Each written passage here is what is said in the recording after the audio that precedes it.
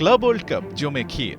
একদিকে ইউরোপের জায়ান্ট দলগুলোকে ঘোল খাইয়ে নিজেদের শক্তিমত্তার জানান দিচ্ছে ব্রাজিলিয়ান ক্লাবগুলো, অন্যদিকে একদল ফুটবল ফ্যানের অপেক্ষা কেবল কয়েক ঘন্টার। ঘড়ির কাঁটা 12টা ছোঁয়ার, তারপরই যে আর্জেন্টাইন উইজার্ড মেসির জন্মদিন, লিও পা দেবেন 38-এ। LM10-এর বার্থডের কাউন্টডাউনের মধ্যেও কোথাও যেন চলছে আরেকটা অদৃশ্য কাউন্টডাউন, যেখানে লিওর অপেক্ষা ক্লাব ওয়ার্ল্ড কাপে রোনালদোকে ছাড়িয়ে যাওয়ার। পুরো ক্যারিয়ার জুড়েই রোনালদো মেসি একে অন্যকে করে গেছেন চ্যালেঞ্জ, যেন মাঠের খেলায় একজন আরেকজনকে ছাপিয়ে যাবার লড়াই ওদের নিয়তি। রেকর্ড বুক বলছে ফিফা ক্লাব ওয়ার্ল্ড কাপের হাইয়েস্ট গোল স্কোরারের নাম ক্রিস্টিয়ানো রোনালদো। পর্তুগিজ এই ফরওয়ার্ড রিয়াল মাদ্রিদ আর ম্যানচেস্টার ইউনাইটেডের হয়ে এই টুর্নামেন্টে গোল করেছেন 7টি। এদিকে ক্লাব ওয়ার্ল্ড কাপে এখন পর্যন্ত লিওর গোল 6টা, আছেন সর্বোচ্চ স্কোরারের তালিকায় 3 নম্বরে।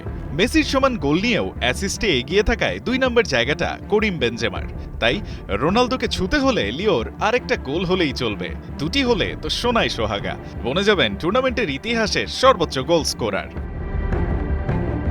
ক্লাব বিশ্বকাপে খেলা বেশ কটি দলে অফার থাকার পরেও রোনালদো আল নাসর না ছাড়ায় এবারের আসরে তার খেলা হচ্ছে না। বয়স, ফর্ম সবকিছু মিলিয়ে এই পর্তুগিজ ফরওয়ার্ড আবার ক্লাব বিশ্বকাপে খেলবেন এমন সম্ভাবনা একেবারে উড়িয়ে দেয়া না গেলেও সেটা ঘটার চান্স বেশ কম। তাই মেসি যদি পালমেইরাসের বিপক্ষে মায়ামিকে জেতাতে পারেন, সেক্ষেত্রে তার দল চলমান টুর্নামেন্টে খেলতে পারবে আরও বেশ কটি ম্যাচ।